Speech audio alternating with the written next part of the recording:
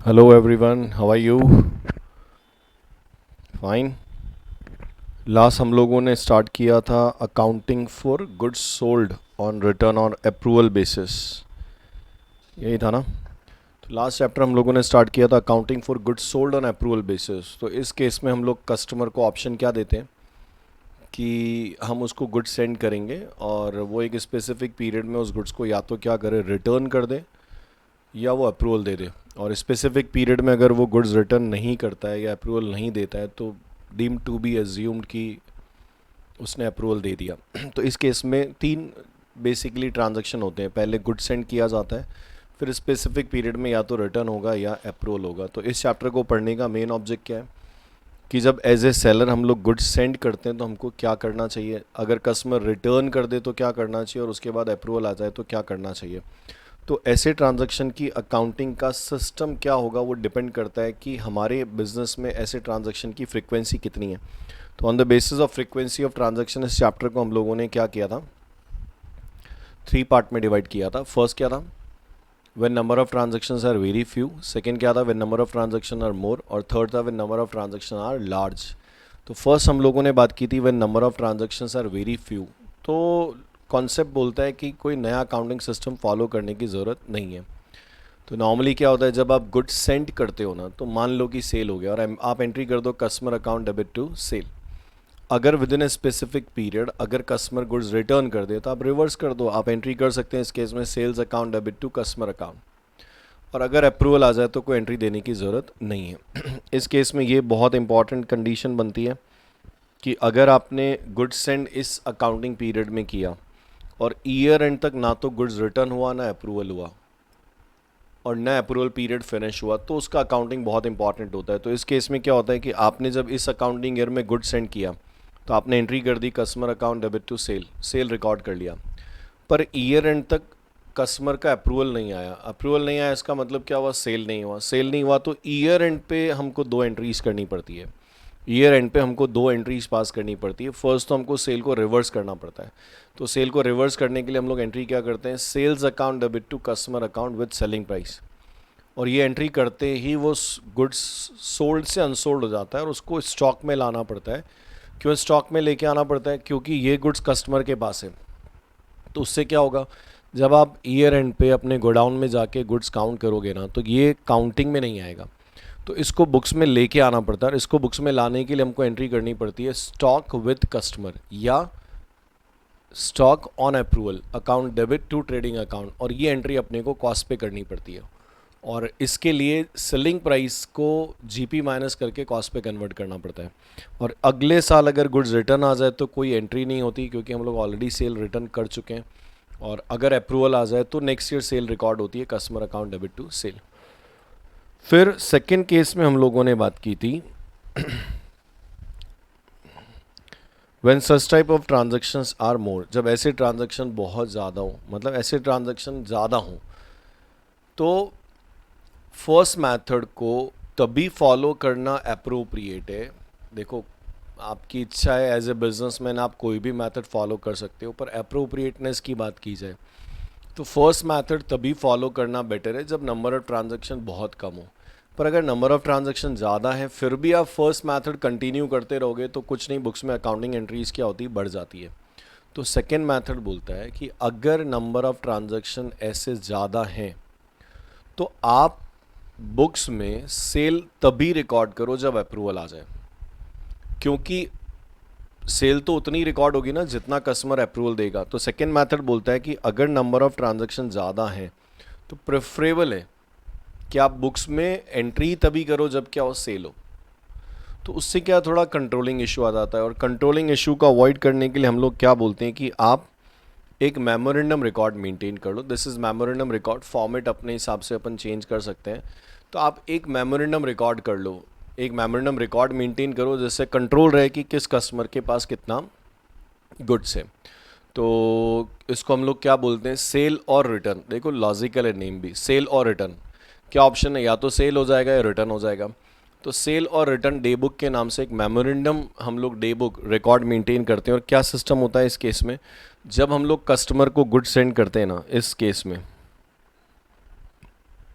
जब हम लोग कस्टमर को गुड सेंड करते हैं ना, तो हम लोग उसको क्या करते हैं, सेल और रिटर्न डे बुक के गुड सेंट ऑन अप्रूवल के कॉलम में लिख लेते हैं और बुक्स में कोई एंट्री नहीं करते हैं। अगर कस्टमर ने एक स्पेसिफिक पीरियड में गुड्स क्या किया, रिटर्न कर दिया, अगर कस्टमर ने एक स्पेसिफिक पीरियड में गुड्स को क्या किया, रिटर्न कर दिया, तो हम लोग क्या करते हैं, उसको सेल और रिटर्न डे बुक में क्या करते हैं, उसको रिटर्न कॉलम में लिख देते हैं, फिर भी बुक्स में कोई भी एंट्री नहीं करते हैं। ठीक है। और अगर customer within a specific period approval दे दे तो उसको सेल और रिटर्न डे बुक के अप्रूवल कॉलम में लिखते हैं और बुक्स में एंट्री होती है customer account debit to sale. तो गुड्स सेंड करते हैं तब बुक्स में कोई एंट्री नहीं होती है, रिटर्न करता है तब भी बुक्स में एंट्री नहीं होती है, सिर्फ बुक्स में एंट्री तभी होती है जब कस्टमर क्या करता है, अप्रूवल देता है। तो कंट्रोलिंग पॉइंट ऑफ व्यू से हम लोगों ने क्या बोला कि आप इस केस में सेल और रिटर्न डे बुक मेंटेन कर लो, जिसका फॉर्मेट क्या था, date, good sold on approval, फिर रिटर्न, फिर अप्रूवल और फिर बैलेंस। समझ में आया? तो ये अकाउंटिंग सिस्टम में हम लोगों ने बात की थी, ये अकाउंटिंग सिस्टम था, ये हम लोगों ने बात की थी। क्या था ये, जब अकाउंटिंग जब ऐसा नंबर ऑफ ट्रांजैक्शन ज़्यादा हो तो क्या बोला, आप एक मेमोरेंडम रिकॉर्ड मेंटेन करो सेल और रिटर्न डे बुक के नाम से। ठीक है। तो अकाउंटिंग सिस्टम क्या हो गया, जब कस्टमर गुड सेंड करेगा ना, जब कस्टमर गुड सेंड करेगा तो हम लोग उसको कहाँ रिकॉर्ड करेंगे, हम लोग उसको रिकॉर्ड करेंगे सेल और रिटर्न डे बुक के good sent on approval column में, और बुक्स में हम लोग उसकी कोई भी एंट्री नहीं करते, बुक्स में कोई भी एंट्री नहीं होगी। समझ में आया? बुक्स में कोई भी एंट्री, बुक्स में इस ट्रांजैक्शन की हम लोग कोई भी एंट्री नहीं करते हैं। ठीक है, नहीं है, कोई एंट्री नहीं होगी। कस्टमर रिटर्न करेगा, अगर कस्टमर ने क्या किया, रिटर्न कर दिया, तो उसको आप सेल और रिटर्न डे बुक के रिटर्न कॉलम में लिख लो, पर बुक्स में उस केस में भी कोई भी एंट्री नहीं होती है। और बुक्स में एंट्री तभी होती है जब अप्रूवल आता है, और अगर कस्टमर ने क्या किया, अप्रूवल दे दिया, तो उसको आप कहाँ रिकॉर्ड करोगे, सेल और रिटर्न डे बुक में रिकॉर्ड करो, और उसके बाद बुक्स में आप एंट्री कर सकते हो customer account debit to sale. और सबसे इंपॉर्टेंट क्या है पता है कि गुड्स सेंट में से अगर रिटर्न और अप्रूवल माइनस करें, गुड्स जितना अपन ने सेंड किया उसमें से कितना रिटर्न हो गया, कितना अप्रूवल हो गया, तो जो बचा हुआ है ना वो बता देगा कि ईयर एंड पे कस्टमर के पास कितना बैलेंस है, कितना स्टॉक ऐसा है जो अभी तक उसने ना तो रिटर्न किया, ना अप्रूवल दिया, ना अप्रूवल पीरियड एक्सपायर हुआ। तो अगर आप सेल और रिटर्न डे बुक का बैलेंस कॉलम टोटल करोगे ना, तो that will show you total goods with customer at selling price. तो ये कॉलम आपको बता देगा कि ईयर एंड पे कस्टमर के पास कितना गुड्स एट सेलिंग प्राइस है। तो इसको हम लोग बोलते हैं, क्या बोलते हैं हम लोग, stock with customer at selling price. और इसमें से बेटा आपको जीपी माइनस करके इसको किस पे लाना पड़ता है, कॉस्ट पे लाना पड़ता है, और कॉस्ट पे लाने के बाद हम लोग इसकी एंट्री क्या करते हैं, कॉस्ट पे लाने के बाद इसकी एंट्री होती है stock with customer account debit to trading account, और ये एंट्री फिर किस पे होती है, कॉस्ट पे होती है, क्योंकि बुक्स में स्टॉक तो कॉस्ट पे आएगा। अब इस मेथड में वो प्रॉब्लम नहीं रहती है, इस मेथड में वो प्रॉब्लम नहीं रहती कि अप्रूवल पीरियड नेक्स्ट ईयर में फिनिश हो रहा है। जैसे मान लो मेरा ये अकाउंटिंग ईयर है, ठीक है, 1 अप्रैल 20 से 31 मार्च 21, ये अपना एक अकाउंटिंग पीरियड है। हमने क्या किया, 15 मार्च को गुड्स सेंड किया on approval, and approval period is 1 month, तो ये करीबन 15 अप्रैल को जाके क्या होता है, फिनिश होता है। ठीक है। अब हमने क्या किया, जब गुड्स सेंड किया ना तो कोई एंट्री नहीं की, जब गुड्स सेंड किया तो कोई एंट्री नहीं की, तो मुझे बताओ ईयर एंड पे क्या मुझे इसको रिवर्स करने की ज़रूरत है क्या, नहीं। हाँ, अगर मैं यहाँ पे एंट्री करता क्या, customer account debit to sale, फिर वो ईयर एंड तक अप्रूवल नहीं आता तो मैं एंट्री बोलता sale account debit to customer, उससे क्या होता है, ये गुड्स सोल्ड से अनसोल्ड हो जाता। पर मैंने तो इस मेथड में क्या बोला कि जब मैंने गुड्स सेंड किया तो बुक्स में कोई एंट्री नहीं की।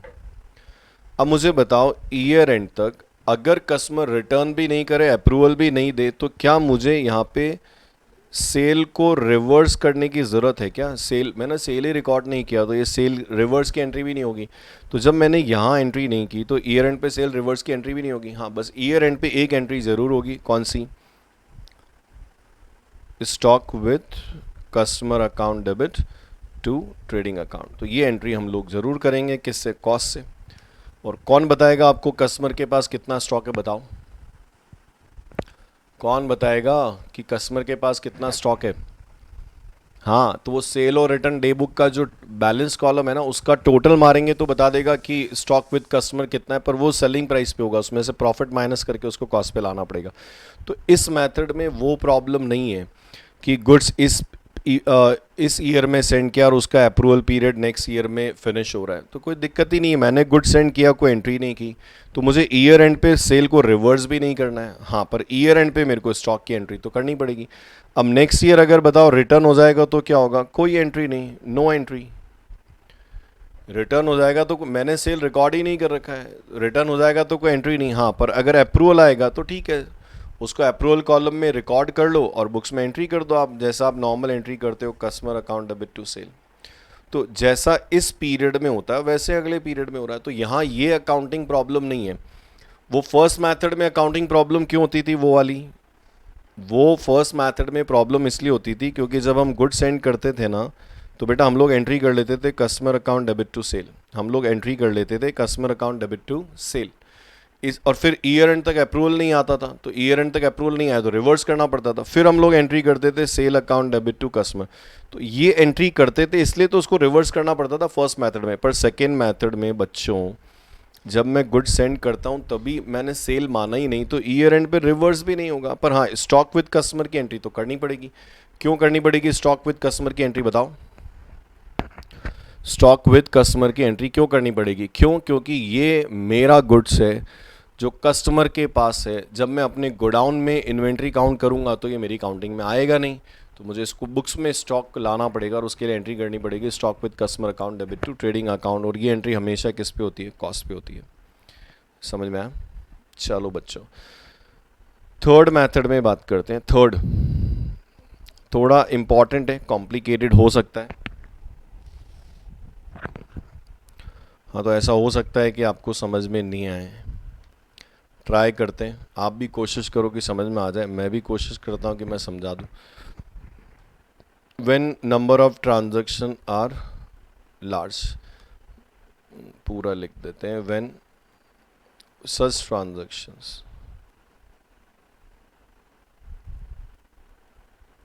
Are large, when such transactions are large. ठीक है,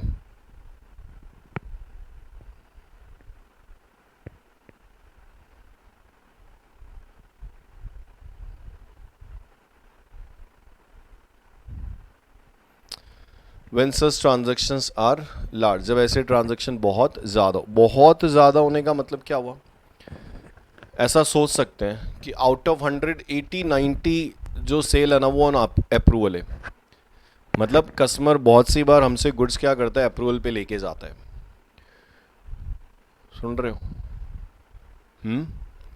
अब इस केस में सेकंड मेथड अडॉप्ट करना चाहोगे तो कुछ प्रॉब्लम हो सकती है। सेकंड मेथड क्या बोलता है कि आप एक मेमोरेंडम रिकॉर्ड मेंटेन करो सेल और रिटर्न डे बुक। ठीक है, अब यहाँ पे नॉर्मल फॉर्मेट हो गया, डेट,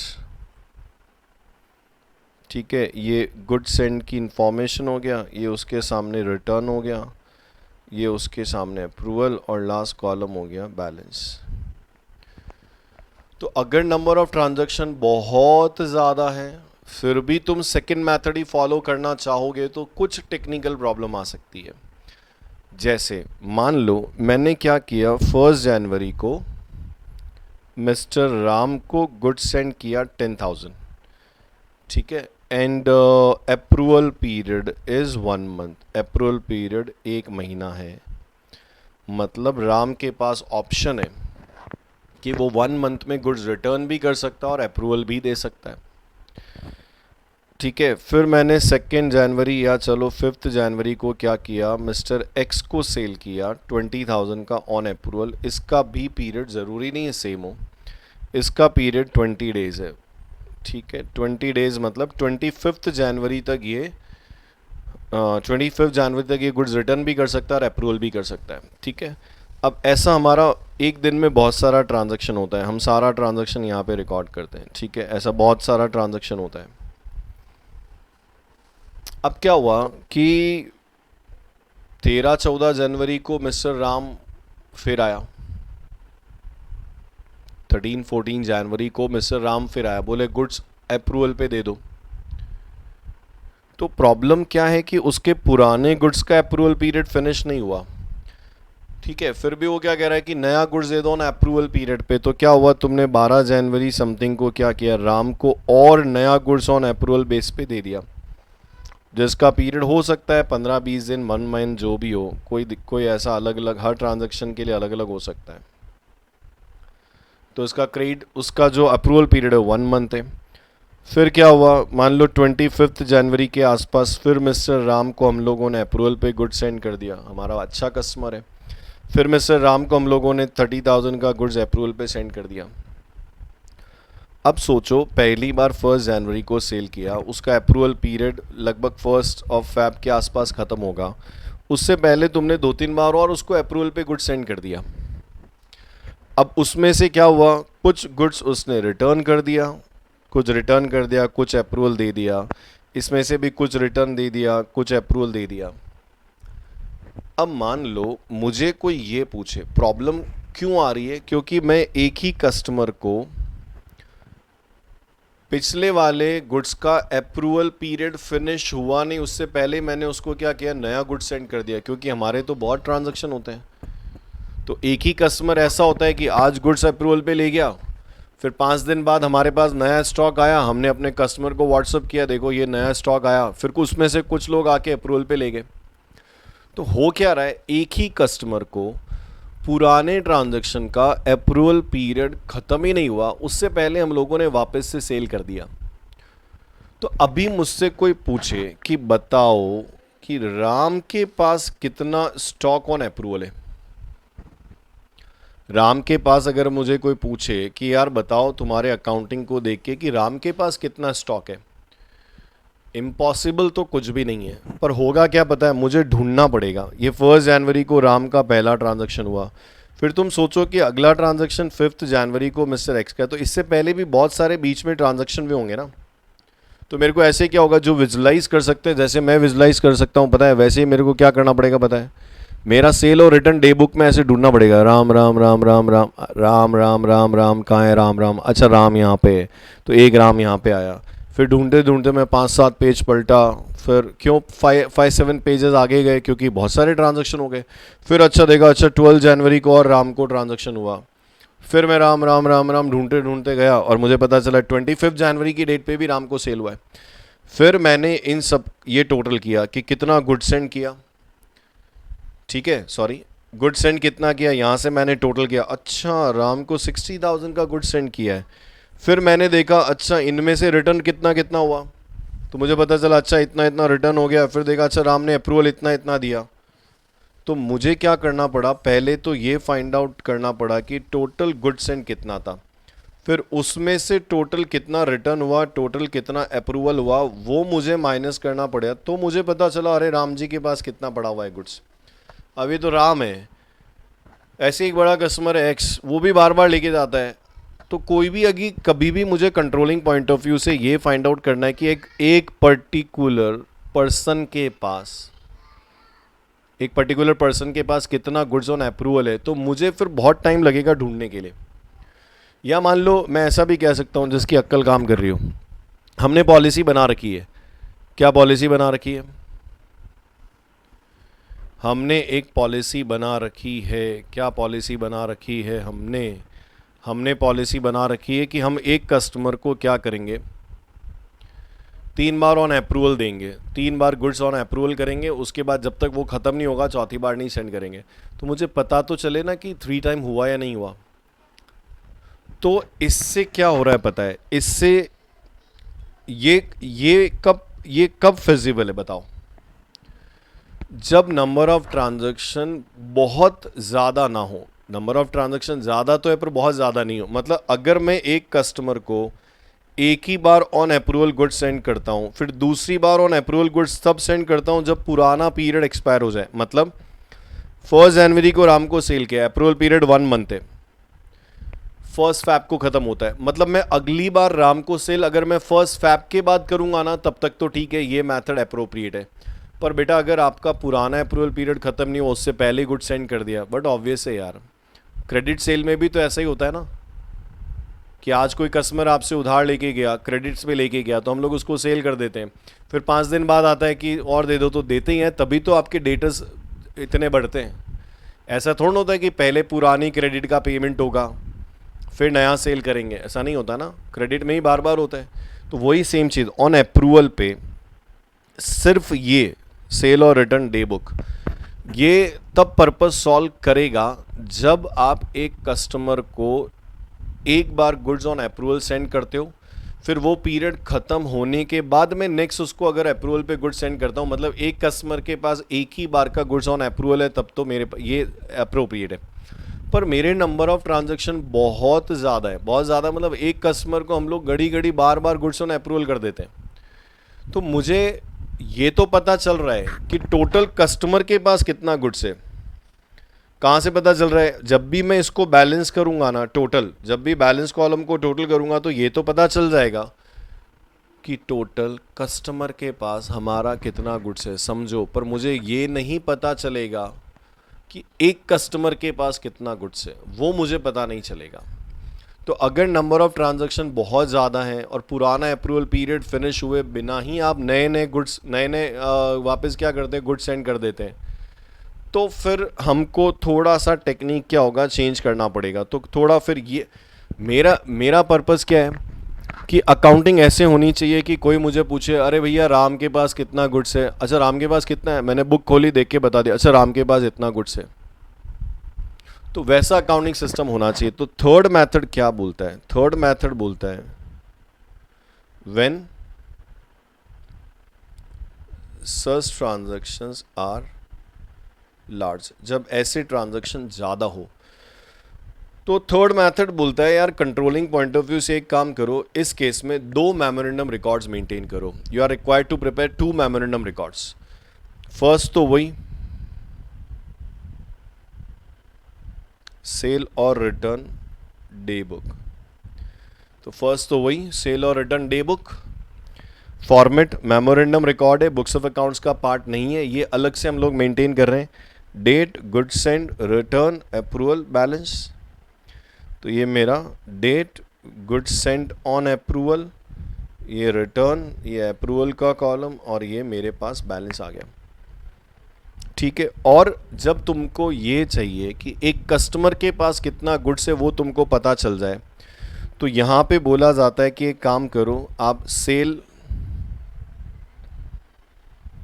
बहुत ढंग से समझना, आप सेकेंड रिकॉर्ड मेंटेन कर लो, सेल और रिटर्न लेजर।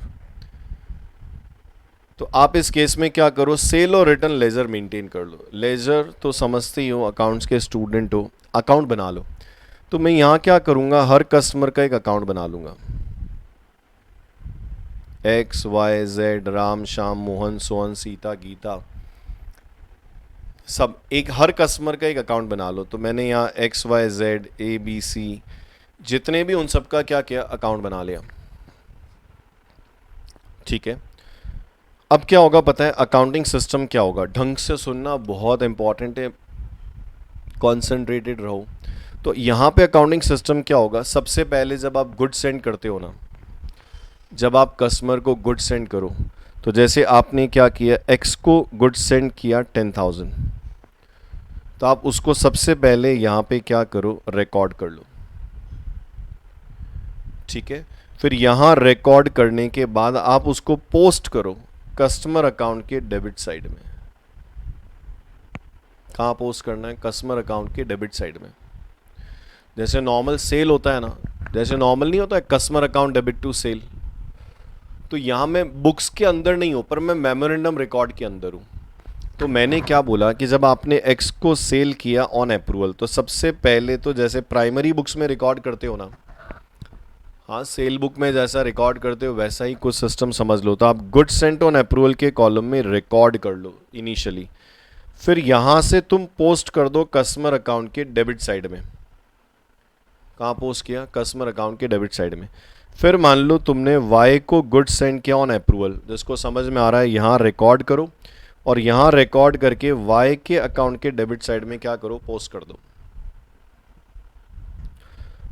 ये बुक्स ऑफ अकाउंट्स के अंदर नहीं है, ये मेमोरेंडम रिकॉर्ड्स हैं जिसका मेन पर्पस मुझे सिर्फ ये देखना है कि किस कस्टमर के पास कितना अनसोल्ड स्टॉक पड़ा हुआ है अपना, वो देखना है। फिर मान लो तुमने जेड को क्या किया, 1000 का गुड्स एंड अप्रूवल सेंड किया, तो जिसको समझ में आ रहा है यहाँ उसको सेल और रिटर्न डे बुक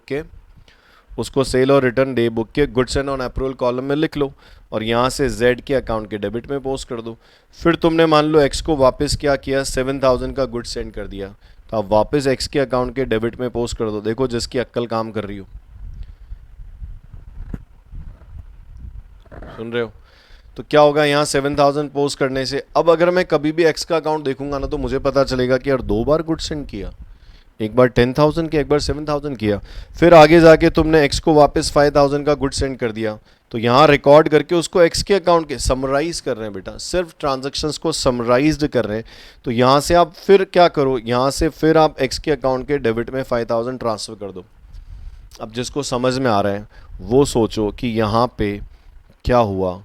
अब मैं जब भी एक्स के अकाउंट के डेबिट में देखूंगा तो मुझे पता चल जाएगा अच्छा इतना गुड सेंड किया, पहले 10 किया था, फिर 7 किया था, फिर 5 किया था।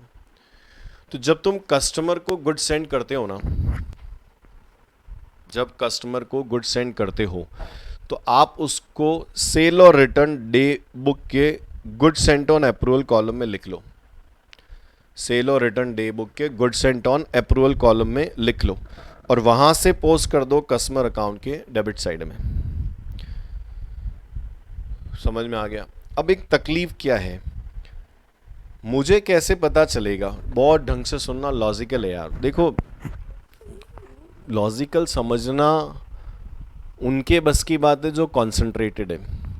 तो आप कॉन्सेंट्रेटेड रहो, बहुत इजी आपको समझ में आएगा। मतलब मैं गारंटी देता हूँ कि अगर जिस सिस्टम से मैं आपको पढ़ा रहा हूँ ना, उस सिस्टम से 2-3 महीने भी अगर आप यूज्ड टू हो जाओगे ना, तो ऐसा बोलते हैं ना, रगों में अकाउंट्स दौड़ने लगेगी। मतलब अपने सामने अकाउंट्स विजुलाइज होने लग जाती कि अच्छा हाँ ये बात हो रही है। तो अपन ने क्या बोला मैंने, जब गुड सेंड करो कस्टमर को ऑन अप्रूवल, तो उसको सेल और रिटर्न डे बुक, जो तुम्हारी सेल और रिटर्न डे बुक है, वेट यार,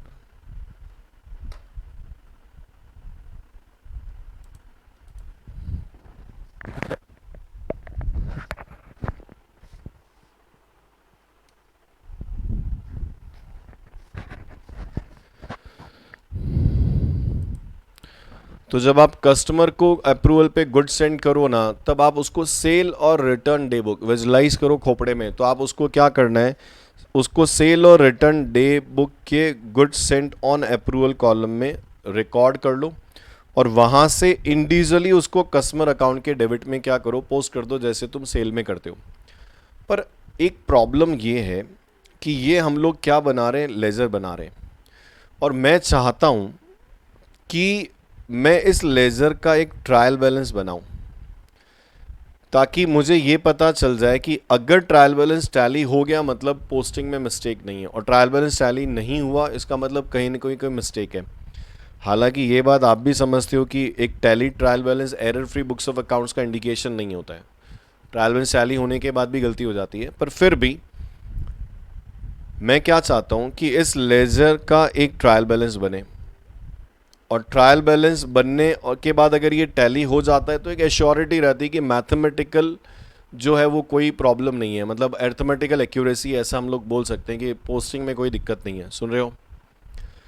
पर अगर आप चाहते हो कि आपका ट्रायल बैलेंस टैली हो, तो ट्रायल बैलेंस टैली होने के लिए तो लेज़र में 2 इफेक्ट देने पड़ते हैं, एक डेबिट और एक क्रेडिट। तो अभी तक अपन ने क्या किया, जितने भी कस्टमर को आपने गुड सेंड किया, ना समझ में आए तो वापस देख लेना। मैं चाहता हूं कि इस लेज़र का ट्रायल बैलेंस बने और ट्रायल बैलेंस टैली हो, क्योंकि ट्रायल बैलेंस टैली है मतलब मैं कह सकता हूं कि अर्थमेटिकल कोई प्रॉब्लम नहीं है, मतलब हमारा प्लस माइनस का कोई मिस्टेक नहीं है। तो वो एक्यूरेसी चेक करने के लिए मैं चाहता हूं कि इस लेज़र का एक ट्रायल बैलेंस बने। तो ट्रायल बैलेंस टैली तभी होगा ना बेटा, जब तुम हर ट्रांजेक्शन के 2 इफेक्ट दोगे, एक डेबिट और एक क्रेडिट। तो आपने क्या किया पता है, जितने भी ढंग से सुनना, आपने जितने भी कस्टमर को क्या किया, गुड सेंड किया, तो आपने उनको क्या किया, उनके इंडिविजुअली अकाउंट के डेबिट में पोस्ट कर दिया। तो डेबिट में तो पोस्टिंग हो गई, पर डबल इफेक्ट देने के लिए क्रेडिट में भी पोस्टिंग चाहिए। तो यहाँ पे दूसरा इफेक्ट देने के लिए एक अकाउंट बनाया जाता है। दूसरा इफेक्ट देने के लिए एक अकाउंट बनाते हैं, उसको बोलते हैं टोटल सेल और रिटर्न अकाउंट। ये यहाँ पे दूसरा इफेक्ट देने के लिए बनाते हैं, टोटल सेल और रिटर्न। देखो नाम ही क्या है, टोटल सेल और रिटर्न अकाउंट। तो आप क्या करो, जितना भी तुमने कस्टमर अकाउंट के डेबिट में इंडिविजुअली पोस्ट किया ना, उन सब का टोटल मार लो। जैसे तुम सब्सिडरी बुक का कास्टिंग करते हो ना, 10,000, 15,000, 16,000, 21 और 28,000, अगर सब में मिस्टेक नहीं तो ये 28,000 आप क्या करो, यहाँ से उठा के इसके क्रेडिट साइड में डाल दो 28,000। मतलब सिंपली क्या हो रहा है पता है, जब आपने कस्टमर को गुड सेंड किया ना, तो जैसे नॉर्मली सेल पे एंट्री क्या करते हो, customer account debit to sale. तो यहाँ कस्टमर अकाउंट तो डेबिट हो रहा है, मतलब मेरी बुक्स में कस्टमर अकाउंट अलग है। तो यहाँ पे क्या हो गया देखो, मेमोरेंडम रिकॉर्ड अलग हो गया, मेमोरेंडम रिकॉर्ड अलग है। इस मेमोरेंडम रिकॉर्ड में हम लोगों ने क्या बोला कि एक तो तुम सेल और रिटर्न डे बुक मेंटेन कर लो, और एक क्या बना लो तुम लोग, सेल और रिटर्न लेजर। और मेरा जो मेन बुक्स ऑफ अकाउंट्स है वो तो अलग ही है। मेरा मेन बुक्स ऑफ अकाउंट्स जो है ना, मेरा जर्नल, लेजर, सब्सिडरी बुक, ये तो अलग ही है। हम लोग यहाँ पे हैं, तो हम लोग क्या बोल रहे हैं कि जब आप कस्टमर को ढंग से समझो, जब आप कस्टमर को sell goods on approval send करते हो ना, तो आप बेटा क्या करो, उसको यहाँ पे रिकॉर्ड कर लो। ठीक है, यहाँ से रिकॉर्ड करके उसको कस्टमर अकाउंट के डेबिट में क्या करो, आप उसको कस्टमर अकाउंट के डेबिट में इंडिविजुअली पोस्ट कर दो। तो 10,000 एक्स के डेबिट में गया, 5,000 वाई में गया, 1,000 जेड में गया, फिर 7,000 यहाँ पे आ गया, फिर 5,000 आ गया। सुन रहे हो? और ये जो 28 है, जिसको समझ में आ रहा है, इसको उठा के इसके क्रेडिट में ट्रांसफ़र कर दो। तो यहाँ आप कुछ ऐसा लिख सकते हो पोस्टिंग करते समय, bye sundry customer, bye sundry customer, amount कितना हो गया 20,000, बाय सन्ड्री कस्टमर, और अमाउंट कितना हो गया इस केस में 28,000।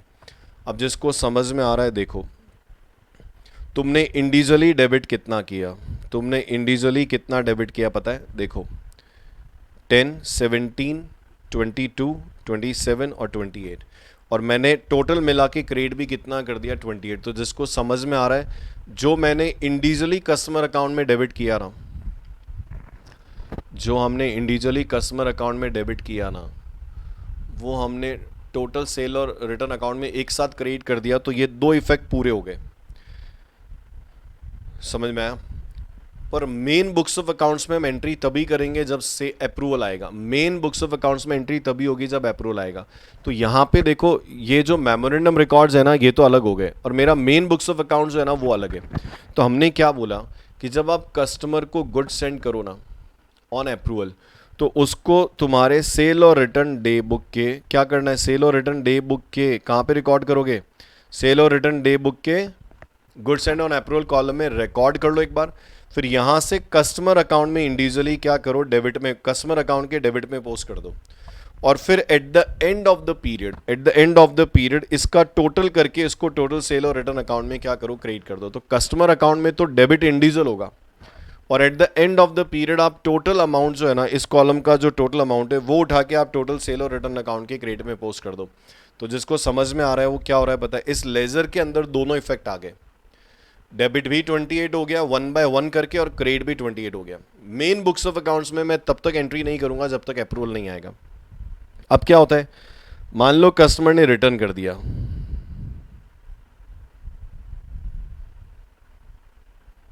क्या किया, कस्टमर ने रिटर्न कर दिया, एक्स ने इसमें से 2000 का गुड्स रिटर्न कर दिया। तो आप सोचो ना, सेल्स रिटर्न की एंट्री कैसे करते हैं, sales return account debit to customer account, sales return account debit to customer. तो एक्चुअल में क्या है देखो, सेल्स रिटर्न इन सब के लिए ये अकाउंट काम कर रहा है, टोटल अकाउंट, बाकी कस्टमर अकाउंट तो है ही है।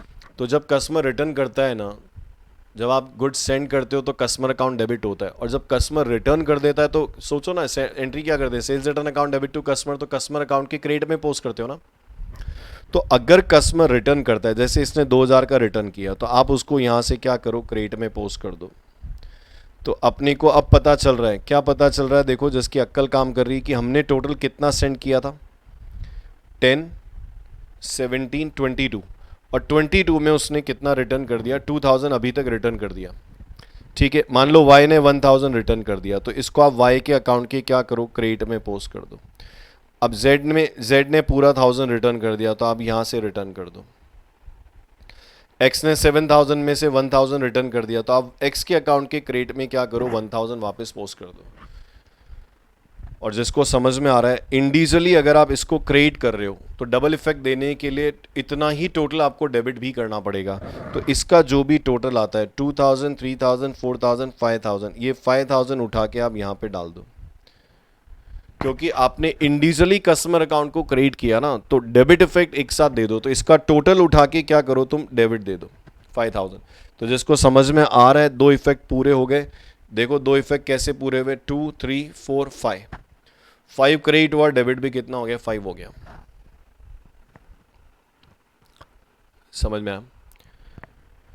और अगर कस्टमर अप्रूवल दे दे, अच्छा, तब भी मेन बुक्स ऑफ अकाउंट्स में कोई एंट्री नहीं होगी। तो अभी तक मैंने इस मेथड में क्या बताया, सेल और रिटर्न डे बुक से ये पता चल जाता है कि टोटल कस्टमर के पास कितना गुड्स है बैलेंस कॉलम से, पर सेल और रिटर्न डे बुक से ये नहीं पता चलता कि किस कस्टमर के पास कितना गुड्स है। तो वो आइडेंटिफाई करने के लिए हमने क्या किया, हर कस्टमर का एक अलग अकाउंट बना दिया, जिसको हमने नाम दे दिया सेल और रिटर्न लेजर।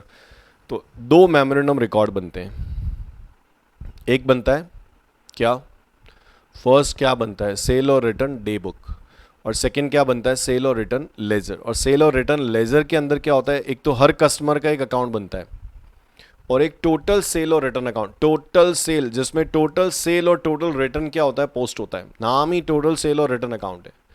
तो सेल और रिटर्न लेजर के अंदर दो चीज़ें बनती है, एक तो इंडिविजुअल कस्टमर अकाउंट बनता है, और एक टोटल सेल और रिटर्न अकाउंट बनता है, जिसमें टोटल पोस्ट होती है डबल अकाउंटिंग इफेक्ट्स पूरा करने के लिए, ताकि हमारा ट्रायल बैलेंस टैली हो जाए। तो अभी तक जो मैंने बोला, क्या बोला, जब आप गुड सेंड करोगे, सोचो बच्चों सोचो, जब आप गुड सेंड करोगे तो उसको क्या करोगे, जब आप गुड सेंड करोगे तो उसको क्या करोगे, कहाँ रिकॉर्ड करोगे, सेल और रिटर्न डे बुक के good Saint on approval column में रिकॉर्ड करेंगे। फिर वहाँ से हम लोग उसको इंडिविजुअली कस्टमर अकाउंट के डेबिट में पोस्ट करेंगे, जैसे हम लोग सेल में करते हैं कस्टमर अकाउंट डेबिट। तो यहाँ पे मैं रिकॉर्ड करूँगा, फिर यहाँ से इंडिविजुअली उसको कस्टमर अकाउंट के डेबिट में क्या होगा, पोस्ट करूँगा। और ये जो टोटल है, ये मैं टोटल सेल और रिटर्न अकाउंट के क्रेडिट में पोस्ट कर दूंगा, ताकि डेबिट और क्रेडिट डबल अकाउंटिंग इफेक्ट पूरा हो जाए। और अगर कस्टमर रिटर्न करता है, सोचो रिटर्न की एंट्री क्या करते हैं, sales return account debit to customer. तो अगर कस्टमर रिटर्न कर दे, अगर कस्टमर रिटर्न कर दे तो उसको सेल और रिटर्न डे बुक के रिटर्न कॉलम में रिकॉर्ड करेंगे, और यहां से वो कस्टमर अकाउंट के क्या होगा, क्रेडिट में पोस्ट हो जाएगा। अब जब कस्टमर अकाउंट के क्रेडिट में पोस्ट हो रहा है, तो डबल अकाउंटिंग इफेक्ट देने के लिए तो दूसरा डेबिट ही पोस्ट करना पड़ेगा ना। तो ये जो टोटल है, ये तुम्हारा यहाँ पे क्या होगा, डेबिट में पोस्ट हो जाएगा। नॉर्मल है, sales return account debit to customer, तो ये अकाउंट फिलहाल किसको रिप्रेजेंट कर रहा है, हाँ, जब गुड सेंड करते हैं तो ये अकाउंट एज ए सेल हो गया, जब रिटर्न आता है तो ये अकाउंट रिटर्न को रिप्रेजेंट कर रहा है। और दोनों ही केस में मेन बुक्स ऑफ अकाउंट्स में कोई भी एंट्री नहीं होती। मेन बुक्स ऑफ अकाउंट्स में मैं तभी एंट्री करूंगा जब कस्टमर अप्रूवल देगा। ये तो मेमोरेंडम रिकॉर्ड है, अलग से मेंटेन कर रखा है कंट्रोलिंग पॉइंट ऑफ व्यू से। तो फिर आप, जिसको समझ में नहीं आ रहा है, सोच सकता है कि जब आप गुड्स सेल करते हो तो नॉर्मल अकाउंटिंग एंट्री क्या होती है, जब आप गुड्स सेल करते हो तो नॉर्मल अकाउंटिंग एंट्री क्या होती है, बताओ। Customer account debit to sale, यही हुआ ना।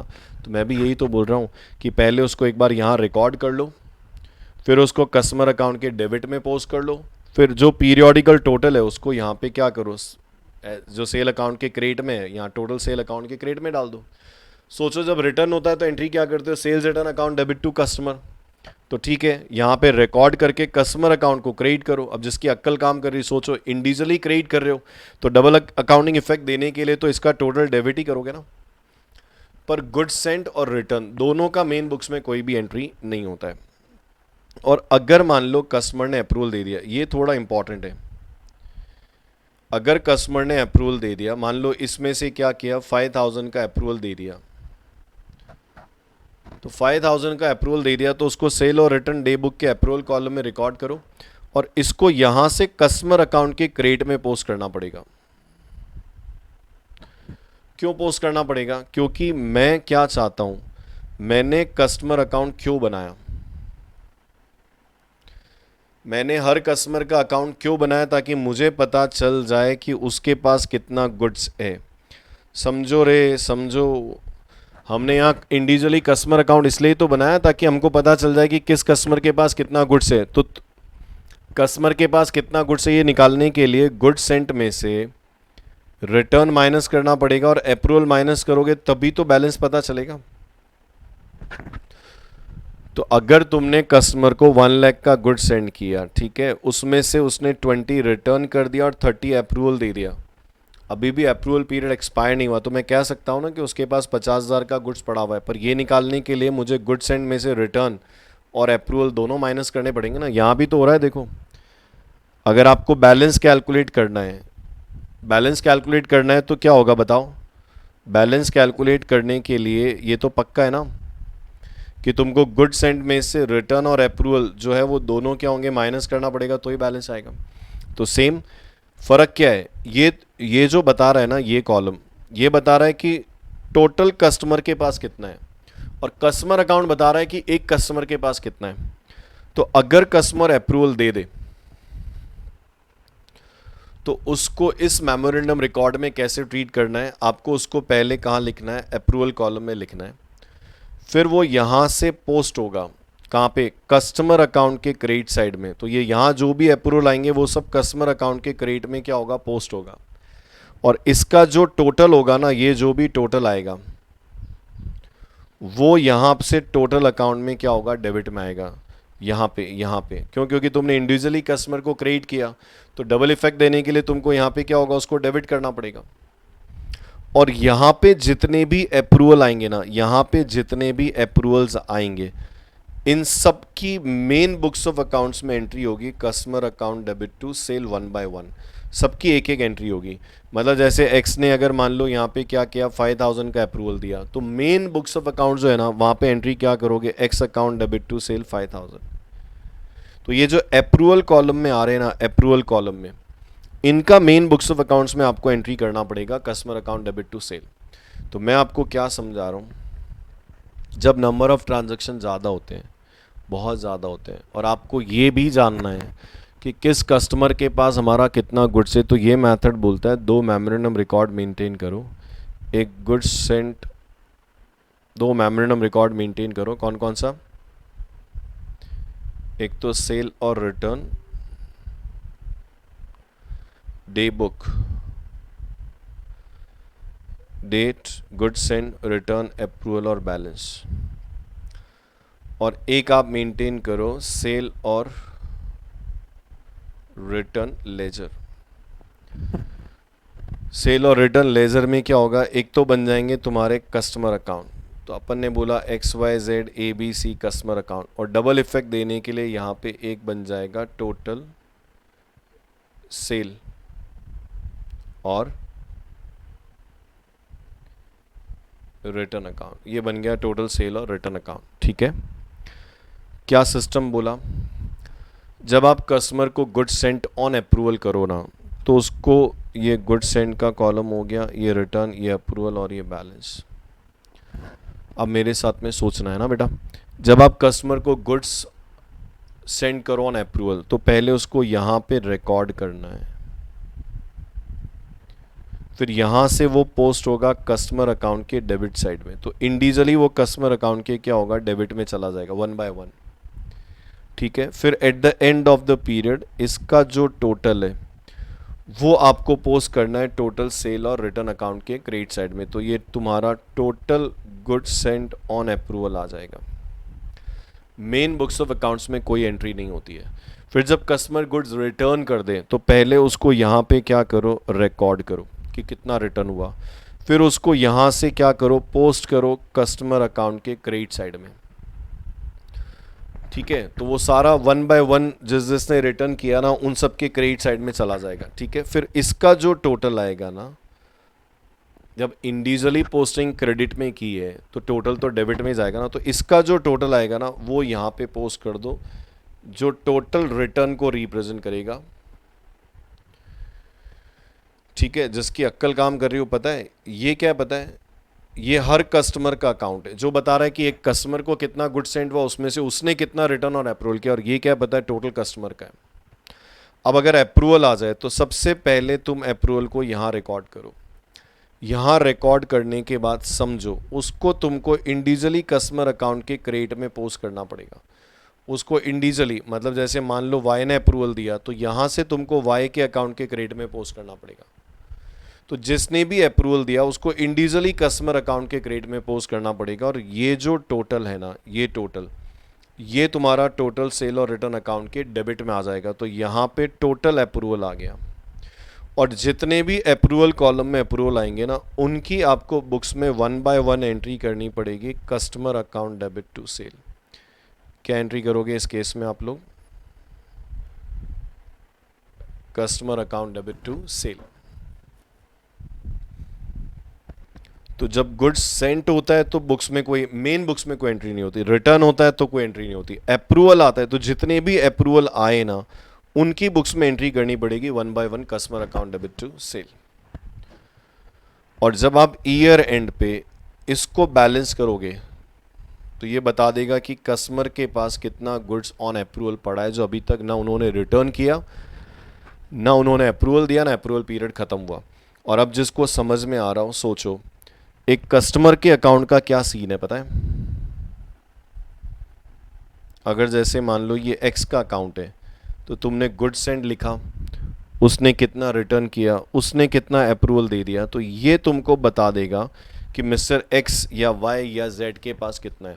तो जो विजुलाइज कर सकते हैं, जितना भी गुड सेंड किया वो उसके अकाउंट में डेबिट कर दिया, फिर उसमें से जो रिटर्न हुआ, जो अप्रूवल हुआ, वो अपन ने हटा दिया, क्योंकि मेरा ऑब्जेक्ट ही ये फाइंड आउट करना है कि उसके पास कितना बैलेंस है। और उसके पास कितना बैलेंस है ये फाइंड आउट करना है तो मुझे गुड सेंड में से रिटर्न भी माइनस करना पड़ेगा और अप्रूवल भी माइनस करना पड़ेगा, जैसे यहाँ पे होता है। और ये टोटल कितना गुड सेंड किया, उसमें से कितना टोटल रिटर्न और टोटल अप्रूवल आ गया, तो इसको बैलेंस करोगे ना तो ये बता देगा कि कस्टमर के पास कितना है। तो जिसको मेरी बात समझ में आ रही है, ये जो इंडिविजुअल कस्टमर अकाउंट बनाए ना, ये तो बता देंगे कि हर कस्टमर के पास कितना है। मतलब मेरे अगर 20 कस्टमर्स हैं तो हर अकाउंट बता देगा, 20 कस्टमर्स अकाउंट मेरे पास अलग अलग है, जो बता देंगे कि हर कस्टमर के पास कितना है। और ये अकाउंट बताएगा कि टोटल कस्टमर के पास कितना स्टॉक अभी तक पड़ा हुआ है, जो ना उन्होंने रिटर्न किया, ना अप्रूवल हुआ, और ना अप्रूवल पीरियड एक्सपायर हुआ। और एक बात बताऊं आपको, ये जो इंडिविजुअली कस्टमर का जो बैलेंस है ना, कुछ तो समझ गए मैं क्या बोलना चाह रहा हूँ। ये इंडिविजुअली जो कस्टमर का बैलेंस है ना, ये जो इंडिविजुअली कस्टमर का बैलेंस है ना, उनका टोटल इसके बराबर आएगा।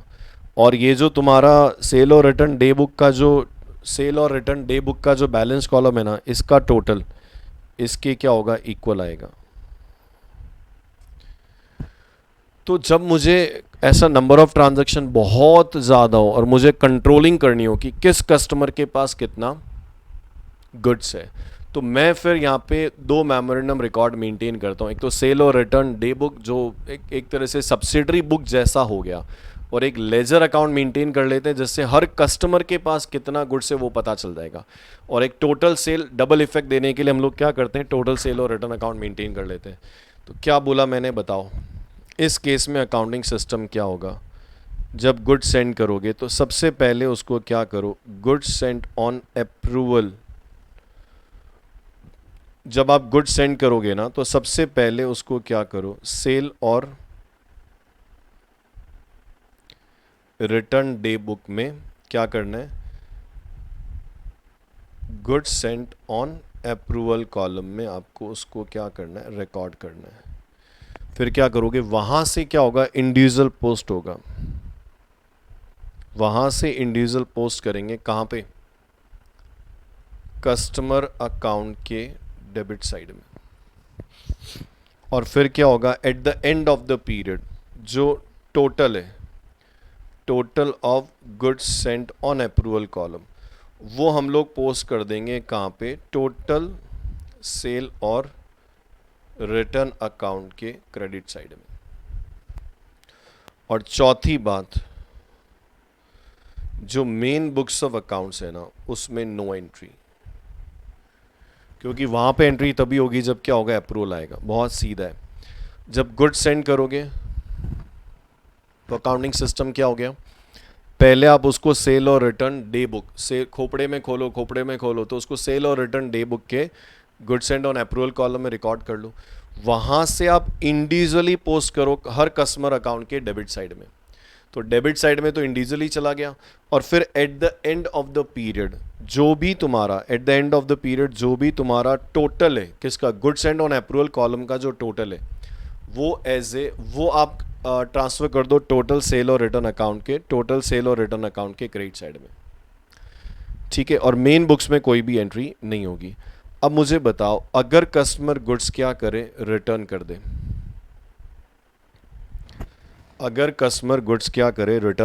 क्या करोगे अगर रिटर्न करेगा? तो सबसे पहले कस्टमर अगर गुड्स रिटर्न कर दे तो क्या करोगे बताओ, जिसको इतना समझ में आया हो वो सोचो। फर्स्ट आप उसको क्या करो, सेल और रिटर्न डे बुक के रिटर्न कॉलम में लिख लो। रिटर्न कॉलम में आपको उसको क्या करना है, रिकॉर्ड करना है। ठीक है, फिर आप वहाँ से क्या करो, इंडिविजुअली पोस्ट कर दो। तो पोस्टिंग तो लेज़र में ही होगी ना, तो आप उसको इंडिविजुअली पोस्ट कर दो। अब रिटर्न की एंट्री क्या होती है, सोचो ना, sales return account debit to customer, तो कस्टमर के क्रेडिट में पोस्ट करोगे ना, तो उसको इंडिविजुअली पोस्ट कर दो हर कस्टमर के अकाउंट के किस साइड में, क्रेडिट साइड में पोस्ट कर दो। तो सारा अमाउंट 1 बाय 1 क्रेडिट साइड में चला जाएगा। और फिर क्या करोगे पता है, eight the end of the period total of return column, तो रिटर्न कॉलम का जो टोटल है ना उसको क्या करो, टोटल सेल और रिटर्न अकाउंट के क्या करोगे, डेबिट में पोस्ट कर दो। क्योंकि कस्टमर के क्रेडिट में जा रहा है तो इधर तो डेबिट ही आएगा, तभी डबल अकाउंटिंग पूरा होगा।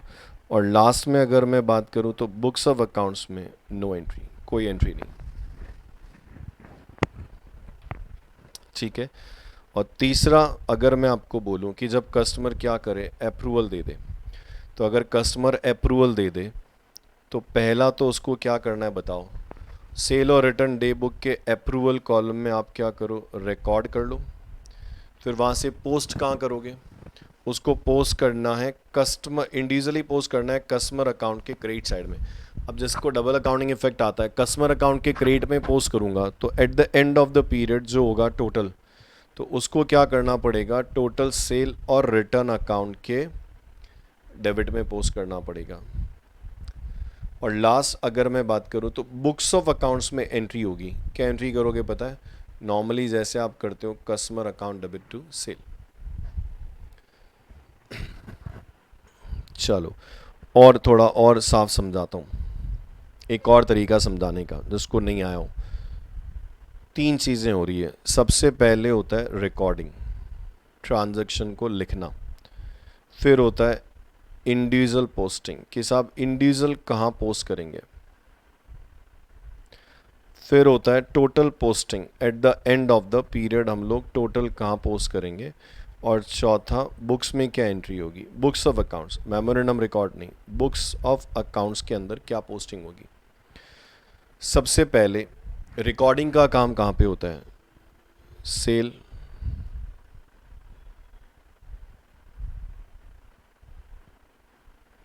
रिकॉर्डिंग के लिए एक ही है, जैसा प्राइमरी बुक्स होता है ना, यहाँ पे एक ही है, सेल और रिटर्न डे बुक। ठीक है, पोस्टिंग कहाँ होती है, लेजर में। अब लेजर में 2 अकाउंट हैं, एक तो इंडिविजुअल कस्टमर अकाउंट और एक है अपने पास टोटल सेल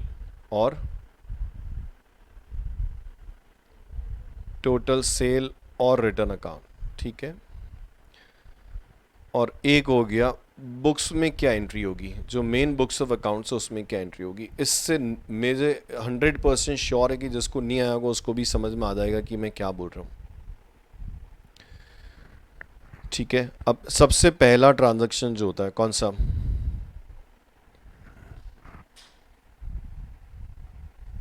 चलो इसको यहाँ पे लिख देता हूँ मैं, है ना। ये रिकॉर्डिंग कहाँ होती है, ये ऊपर बना देता हूँ। देखो रिकॉर्डिंग, फिर इंडिविजुअल पोस्टिंग, फिर टोटल पोस्टिंग कहाँ होगी, और बुक्स में क्या एंट्री होगी।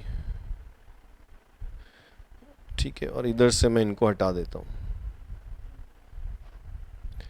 सबसे पहले गुड्स सेंट ऑन अप्रूवल, जब कस्टमर को गुड्स अप्रूवल पे क्या करोगे, पहला transaction good Saint on approval, तो जब कस्टमर को आप गुड सेंट ऑन अप्रूवल करोगे तो सबसे पहले रिकॉर्डिंग करोगे कहाँ पे, सेल और रिटर्न डे बुक के कौन से कॉलम में, good Saint on approval column में रिकॉर्ड होगा। फिर वहाँ से हम लोग पोस्ट करेंगे कहाँ पे, तो अभी कस्टमर अकाउंट समझ में नहीं आ रहा तो सोचो जैसे सेल की एंट्री कैसे करते हैं, customer account debit to sale, तो कस्टमर अकाउंट के कहाँ पे पोस्ट होगा, डेबिट में, और at the end of the period ये टोटल सेल और रिटर्न अकाउंट के कहाँ पे पोस्ट होगा, क्रेडिट में, बुक्स में नो एंट्री। सीधा है ना, जैसे सेल होती है सेल बुक में रिकॉर्ड होती है, तो यहाँ पे जो इस तरह के ट्रांजैक्शन को रिकॉर्ड करने के लिए जो प्राइमरी बुक्स है वो कौन सा, सेल और रिटर्न डे बुक हो गया, है ना। तो गुड सेंट ऑन अप्रूवल है, तो आप सबसे पहले फर्स्ट नंबर पे देखो, मैंने लिखा है फर्स्ट नंबर, ये फर्स्ट, फिर ये सेकंड, ये थर्ड, और ये फोर्थ पॉइंट। तो जब आप कस्टमर को गुड्स ऑन अप्रूवल सेंड करो ना, कस्टमर को गुड्स ऑन अप्रूवल सेंड करो, तो सबसे पहले आप उसको क्या करो, सेल और रिटर्न डे बुक के good Saint on approval column में रिकॉर्ड कर लो। फिर अगर तुमको कन्फ्यूज़न होता है कि कस्टमर में किधर जाएगा, तो मैं सीधा कॉन्सेप्ट बताता हूँ ना, आप सेल की एंट्री सोच लो, आप एंट्री क्या करते हो, customer account debit to sale, तो आप यहाँ से पोस्ट करो इंडिविजुअली कस्टमर अकाउंट के डेबिट साइड में, और टोटल पोस्ट करो, total at the end of the period sale और रिटर्न डे बुक का जो टोटल है वो पोस्ट हो जाएगा टोटल सेल और रिटर्न अकाउंट के क्रेडिट साइड में, बुक्स में कोई एंट्री नहीं। ठीक है, दूसरा पॉइंट, अगर गुड्स रिटर्न हो जाए, अगर कस्टमर ने गुड्स रिटर्न कर दिया, तो उसको आप क्या करोगे, सेल और रिटर्न डे बुक के रिटर्न कॉलम में रिकॉर्ड कर लो। फिर आप एंट्री सोचो, नॉर्मली अकाउंटिंग में हम लोग रिटर्न की एंट्री क्या करते हैं, sales return account debit to customer account, तो आप कस्टमर अकाउंट के क्रेडिट में पोस्ट करो, और जब कस्टमर के आप क्रेडिट में पोस्ट करोगे, तो eight the end of the period double accounting effect देने के लिए उसका जो रिटर्न कॉलम का टोटल है ना, वो आप सेल और रिटर्न अकाउंट के क्या करो, डेबिट में पोस्ट कर दो, और बुक्स में क्या होगा, नो एंट्री।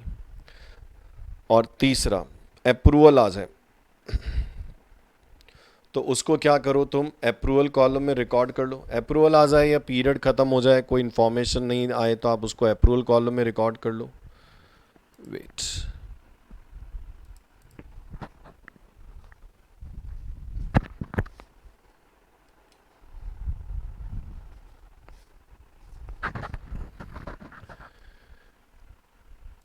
तो आप इसको क्या करो, अप्रूवल कॉलम में रिकॉर्ड कर लो। ठीक है, ये अप्रूवल कॉलम में रिकॉर्ड हो गया। फिर सेम आप कस्टमर अकाउंट में क्या करो, उसको क्रेडिट कर दो, क्योंकि मुझे गुड सेंट में से माइनस करना है, तो गुड सेंट किया तो डेबिट किया था ना, तो रिटर्न भी माइनस करना है और अप्रूवल भी माइनस करना है, तो आप इंडिविजुअली कस्टमर अकाउंट में क्या करो, क्रेडिट कर दो। तो इंडिविजुअली कस्टमर अकाउंट क्रेडिट होगा, डबल अकाउंटिंग इफेक्ट देने के लिए टोटल सेल और रिटर्न डे बुक क्या होगा, डेबिट हो जाएगा। और बुक्स में मेन एंट्री आपको करनी पड़ेगी यहाँ पे, हर अप्रूवल के लिए customer account debit to sale. समझ में आया। और लास्ट में क्या होगा पता है, जो तुम्हारा टोटल है, total of balance column equals to balance of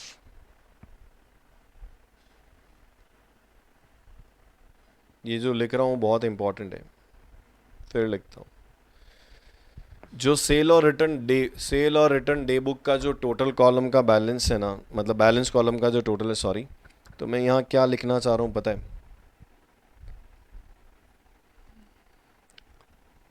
total of balance column equals to balance of total sale और रिटर्न अकाउंट। तो जो तुम्हारा सेल और रिटर्न डे बुक है ना, सेल और रिटर्न डे बुक का जो बैलेंस कॉलम है ना, उसका जो टोटल आएगा, वो तुम्हारा जो लेजर के अंदर अकाउंट है ना, टोटल सेल और रिटर्न अकाउंट, उसके बैलेंस के क्या होगा, बराबर होगा। और आप इसको कॉस्ट पे कन्वर्ट करके, क्योंकि ये तो सेलिंग प्राइस पे आएगा ना, इसको कॉस्ट पे कन्वर्ट करके तुमको ईयर एंड पे क्या होगा, एक एंट्री देनी पड़ेगी। तो इसको कॉस्ट पे कन्वर्ट करके आपको ईयर एंड पे एंट्री देनी पड़ेगी। क्या एंट्री दोगे ईयर एंड पे, बताओ क्या है, क्या वो सेल और रिटर्न डे बुक। सोचो सोचो सोचो, सेल और रिटर्न डे बुक का जो बैलेंस कॉलम है वो वही तो बता रहा है जो गुड्स कस्टमर के पास है, पर वो सेलिंग प्राइस है, तो उसमें से जीपी माइनस करके आपको उसको उसकी स्टॉक की एंट्री करनी पड़ेगी।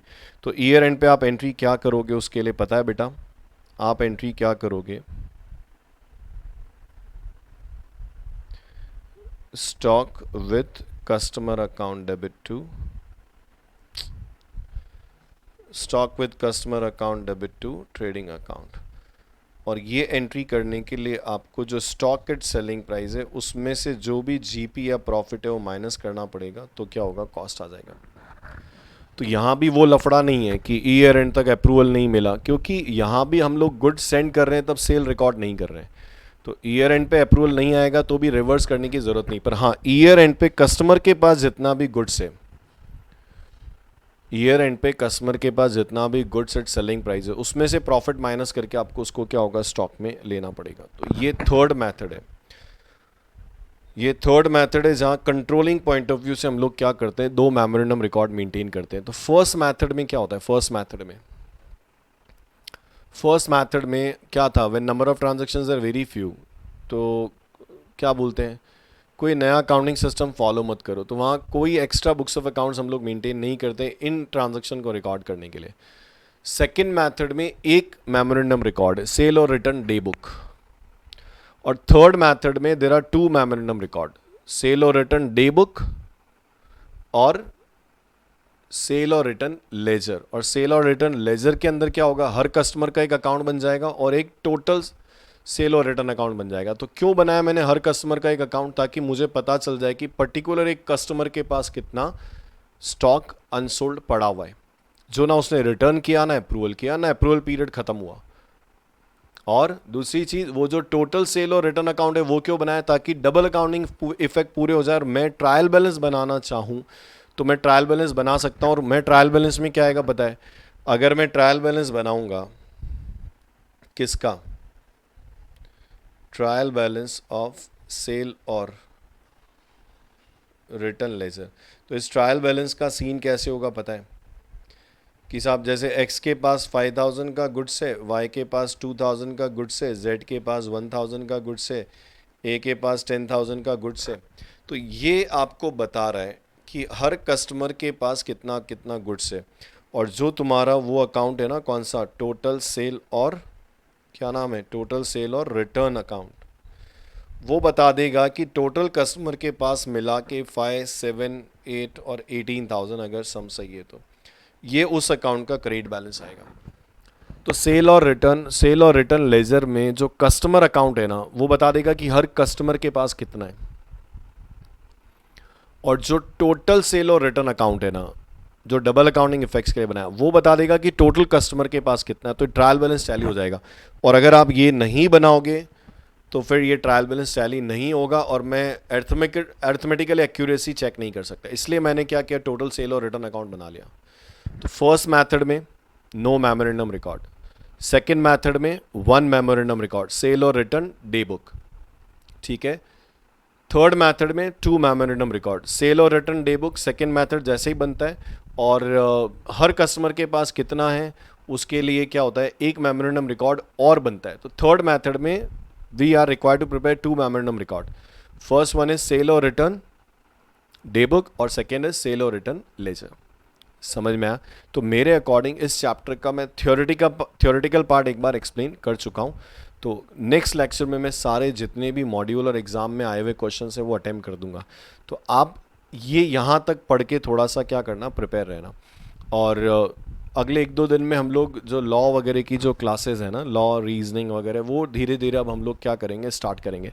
तो जैसे जैसे लॉकडाउन खुलता रहेगा हम लोग क्लासेस भी अपना स्टार्ट करते रहेंगे। तो मे बी थर्सडे से हम लोग अपना जो लॉ या इकोनॉमिक्स वाला जो पार्ट है वो भी हम लोग साथ में क्या करेंगे, स्टार्ट करेंगे। ठीक है बेटा, कोई भी डाउट हो तो आप मुझे कॉल कर सकते हैं, मुझे मैसेज कर सकते हैं। किसी भी सब्जेक्ट के रिगार्डिंग कोई प्रॉब्लम है तो आप मुझे मैसेज करके बता सकते हैं। ठीक है बेटा, और यहाँ तक एक बार आप अच्छे से पढ़ना नोट्स मैं ग्रुप पे सेंड करवा दूंगा, हाँ मैं टेलीग्राम चैनल पे सेंड कर दूंगा, वहाँ से आप देख सकते हो नोट्स। तो एक बार अपना यहाँ तक का नोट्स कंप्लीट कर लो, नेक्स्ट लेक्चर में मैं आपको क्वेश्चन कैसे अटेम्प्ट करना है वो बता दूंगा। ठीक है बेटा, चलो bye bye, take care. Okay, कोई भी प्रॉब्लम हो तो मुझे आप व्हाट्सअप कर दें, मैसेज कर दें, मैं आपको रिप्लाई कर दूंगा। ठीक है बेटा, और होप कि ये लॉकडाउन जल्दी से खुल जाता है तो हम लोग आमने सामने जो है वो क्लासेस अटेंड कर सकते हैं। तो जब ये लॉकडाउन खुलेगा तो हम लोग अपना क्लासेस कंटिन्यू कर सकते हैं, तब तक हम लोग ऐसा मैनेज कर सकते हैं, और अप्रोप्रिएट टाइम मिला तो हम लोग इन सबको वापस रिवाइज कर सकते हैं। तो पर अगर मिला तो, और अप्रोप्रिएट टाइम नहीं मिला तो बेटर है कि आप कंप्लीट करते रहें। लास्ट बिल्स ऑफ एक्सचेंज का टेस्ट बहुत कम लोगों ने दिया, तो मैं रिक्वेस्ट करूँगा पास होने की अगर इच्छा है तो टेस्ट देते रहो, उससे पता चलेगा आपको क्या, उससे वो बहाना है पढ़ाई का। तो आपको पास होना है अगर फर्स्ट अटेम्प्ट में, तो टेस्ट मिस मत करो, ज़्यादा बेटर है। तो बिल्स ऑफ एक्सचेंज का टेस्ट बहुत सारे लोगों ने नहीं दिया, जिन्होंने दिया बेटा थैंक यू, आप लोगों ने टेस्ट दिया और आप देते रहोगे तो आपका और हमारा जो कॉमन ड्रीम है कि आप पास हो जाओ वो पॉसिबल है। तो टेस्ट देते रहो, बहुत डिसिप्लिन रहो यार लाइफ में, शेड्यूल बना लो, क्लासेस देखनी, होमवर्क करना है, जो नहीं समझ में आए पूछ लो, कोई दिक्कत नहीं है। पर थोड़ा सा लाइफ में डिसिप्लिन रहो इस सिचुएशन में, तो बेटर है कि कब पढ़ना है कब क्या करना है आप लोगों को। तो बहुत कम क्लासेस है अभी, बहुत अच्छे से मैनेज कर सकते हैं। आपके पास ऑप्शन है कि आप वापस, आप जैसे चैप्टर चल रहा है तो आप वापस लेक्चर 1 से आप क्लासेस देख सकते हो उस केस में। पर हाँ, आपका सक्सेस आपकी सिंसियरिटी पे डिपेंड करता है। होप कि आप सब समझदार हैं। बाकी टाइम से टाइम टेस्ट दो, होमवर्क कंप्लीट करो, ढंग से पढ़ो, जो नहीं आए वो आप पूछ सकते हो। ठीक है बेटा, तो आप कोई डाउट हो तो मुझे पूछ लेना, मैं नेक्स्ट लेक्चर में उसका क्लैरिफिकेशन दे दूंगा। हाँ, और एक चीज़ और, एक बच्चे ने पूछा था मुझे कि फर्स्ट मेथड में ईयर एंड पे जो 2 एंट्री होती है ना, फर्स्ट मेथड में जब अप्रूवल पीरियड जो है वो नेक्स्ट ईयर में फिनिश होता है, गुड्स इस ईयर में सेंड कर दिया और अप्रूवल पीरियड नेक्स्ट में सेंड होता है, तो फर्स्ट मेथड में हम लोग क्योंकि गुड्स सेंड करते वक्त ही सेल मान लेते हैं, इसलिए ईयर एंड तक जब अप्रूवल नहीं आता है तो सेल को रिवर्स करना पड़ता है और फिर स्टॉक की एंट्री करनी पड़ती है। जब पर सेकंड और थर्ड मेथड जो है ना, सेकंड और थर्ड मेथड में जब मैं गुड्स अप्रूवल पे सेंड करता हूँ ना, तब मैं सेल मानता ही नहीं हूँ।